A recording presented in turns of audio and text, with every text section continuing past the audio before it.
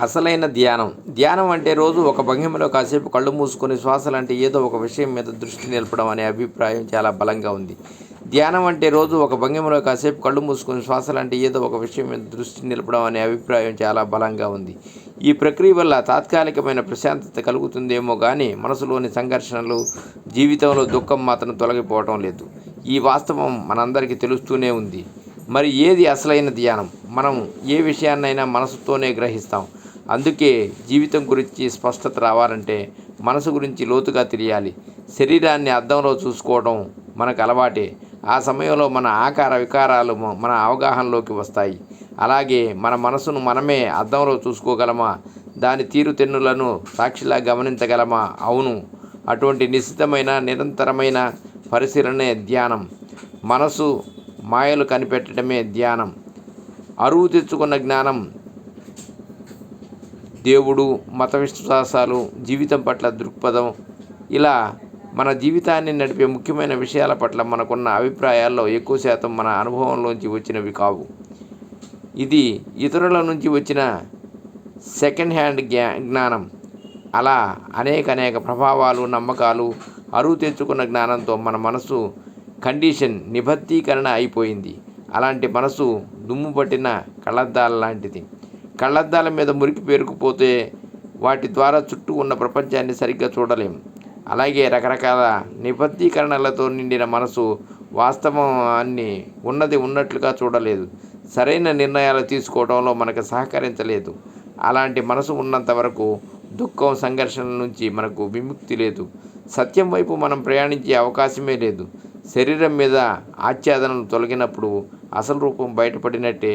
మనసు మీద ఏర్పడిన ప్రభావాల గురించి, నిబద్ధీకరణ పొరల గురించి స్పృహ కలిగినట్లయితే అవి వాటంతట అవే తొలగిపోతాయి. అలాంటి అవగాహనతో మానసికంగా అనాచ్ఛాదితం కావటమే నిజమైన ధ్యాన సాధన.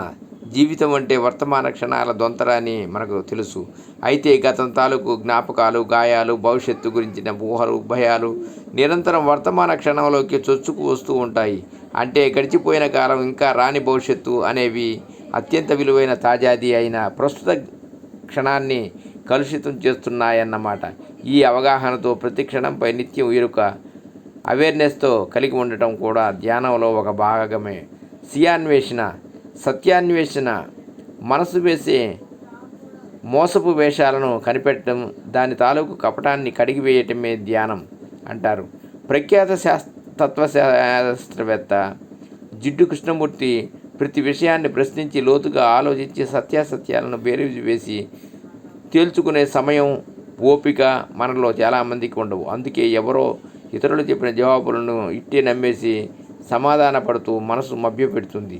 ఈ మాయకు లొంగకుండా అప్రమత్తంగా ఉండటం, దేన్నైనా సొంత అన్వేషణ, స్వీయ అనుభవం ద్వారా తేల్చుకోవటం ఇవన్నీ ధ్యానంలో భాగమే. నిజమైన ధ్యానం అంటే స్వీయాన్వేషణ, సత్యాన్వేషణ. తనను తాను తెలుసుకునే ప్రయాణంలో భాగంగా మనసును నిశితంగా పరిశీలన చేయడమే నిజమైన ధ్యాన సాధన. వాహనం నడిపే వారి కళ్ళద్దాలు సరిగ్గా పనిచేస్తేనే ప్రయాణం భద్రంగా సాగుతుంది. అలాగే జీవిత ప్రయాణం సవ్యంగా సాగాలంటే స్పష్టంగా చూడగలిగే మనసు ద్వారానే కుదురుతుంది. నమ్మకాలు, గత జ్ఞానం తాలూకు దుమ్ము వదిలించుకోవడం ద్వారా తేటపడిన మనసు ఉన్నదాన్ని ఉన్నట్టుగా చూడగలుగుతుంది. అంతర్గత సంఘర్షణలన్నింటినీ అంతం చేస్తుంది. అసత్యమైన వాటిని గుర్తించి తొలగించుకునే తీక్షణతను సంతరించుకుంటుంది.